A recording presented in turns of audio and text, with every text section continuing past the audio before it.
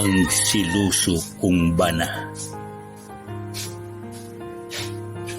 Naun sa banga unta kaming duha senyor na.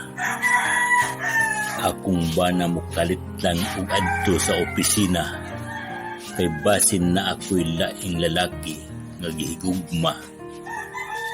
Nagpasiksi na daw ko, unya nisamot ang kagwapa. Dili daw ko ani pareha kasiksi sukad pa sa una. Karon na hinuon, siya'y tigulang na ugway kaya.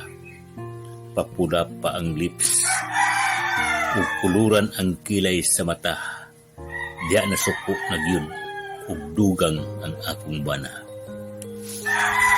Iyang panahon na anas sunod-sunod ra sa asawa. Kung dili kontinto, iyang tawagon pag yun ang opisina. Bantayan paggawas pag-uli kung unsang urasa basi nakikita na sa gikatahapan nga hinigugma.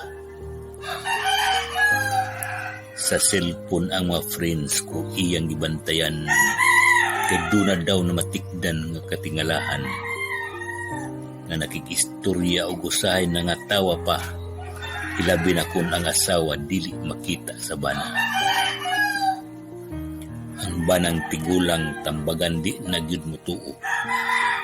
Di masabtan og nganong nalubag ang ilang pulso. Kay kun imong patulan wala pud kay mahimo. Kasagarang tigulang nga bana usa ka siluso.